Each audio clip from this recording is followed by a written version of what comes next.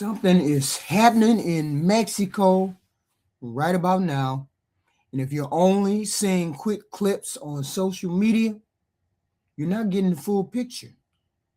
A major cartel leader is reportedly dead, and they wilding over there in Mexico. Wilding.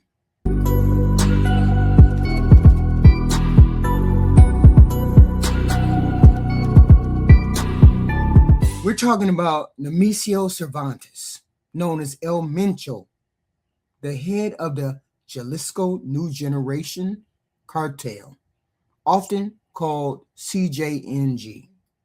At least 73 died in the attempt to capture a Mexican cartel, Nemesio Cervantes, and its violent aftermath. Wow. CJNG has been one of the most powerful and aggressive cartels in Mexico. They've expanded fast over the last decade. Heavy weapons, organized structure, massive money from drug trafficking. When a leader like that is taken out, things don't calm down overnight. They usually spike, and now they tripping.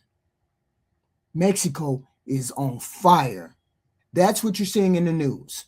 Reports of vehicles being burned, highways blocked, armed clashes, attacks on security forces, some schools shut down in certain areas, people told to stay indoors. That's retaliation, and possibly the beginning of internal power struggles.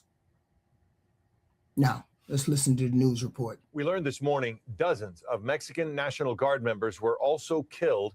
Eyewitness News reporter David Gonzalez is live in our newsroom with the latest on this. David. Good morning. Mexico's president is urging people to remain calm after violence exploded in parts of the country yesterday. People were asked to shelter in place. Now some U.S. citizens are stuck in Mexico waiting to come home. Chaos erupts in parts of Mexico after one of the world's most wanted drug lords is killed.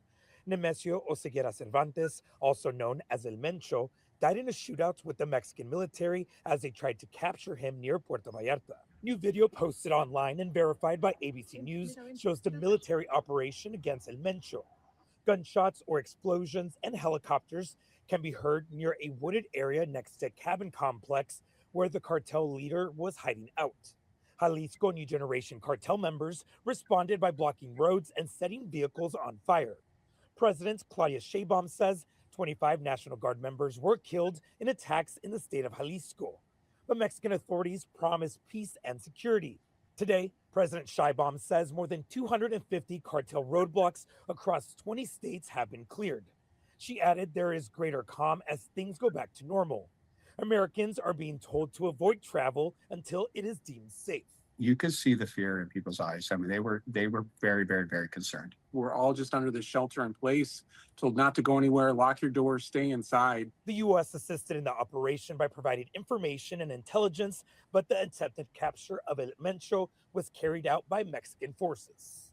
And Mexican authorities say more than 30 cartel members were killed in this attack. Another 70 also have been arrested. Well, see, now here's the question a lot of people are asking. Are those cartels stronger than the regular police? In some areas on the ground, then yes. Cartels like CJNG are heavily armed. They have military-style weapons. They generate billions and billions of dollars. They can intimidate local officials. In some regions, local police officers are underfunded and outmatched.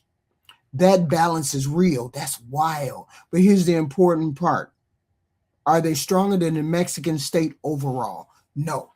Mexico has a national military, a national guard, federal forces that are far larger and more powerful than any single cartel. The problem isn't raw strength. The problem is coordination, corruption, geography, and long-term strategy. Cartels don't have to defeat the state in a full-out war.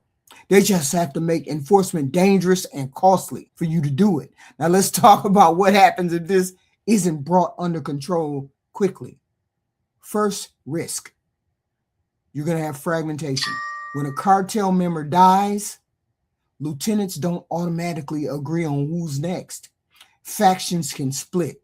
Internal battles break out. That can lead to even more violence. Second risk, rival groups move in. Other criminal organizations see opportunity. They push into the territory, turf wars start, and that's when civilians often get caught in the middle of all that. So Americans need to get up out of there. Third risk, economic damage. Tourism is a major part of Mexico's economy. Business confidence matters. If violence spreads into larger cities or tourist areas, that hits regular families fast. Now, here's something important. Are there good people trying to stop this? Yes. There are thousands of honest officers, soldiers, journalists, community leaders working to push back against cartels' influence.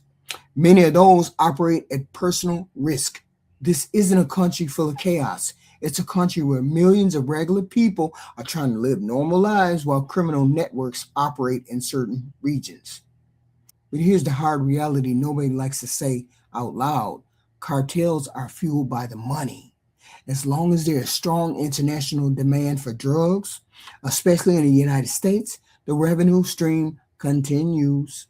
The money buys weapons, the money buys loyalty, the money buys protection, the money buys silence. So when a leader is taken out, the business model does not disappear, it just adjusts. Sometimes violence increases before it decreases. Now, is Mexico collapsing? No. Is the entire country unsafe? No. But certain regions are in a tense moment right now. The next few weeks matter. If the government contains retaliation, prevents fragmentation, and stabilizes the region, violence may settle down. If not, we could see prolonged instability as factions test each other and test the state. And here's the part people forget. This isn't isolated. The drug trade crosses borders. Weapons often flow south. Drugs flow north. Money moves globally. So when violence erupts in Mexico, it's tied to a larger regional dynamic. Bottom line, cartels are powerful as hell. They are not stronger than a determined state with clean institutions and sustained pressure. The real fight isn't just about the guns. It's about corruption, economics, and long-term strategy. Right now, Mexico is at a pressure point. What happens next depends on whether this moment turns into short-term retaliation or a wider destabilization. And that's what we should be watching for. They wilding out there. Wilding.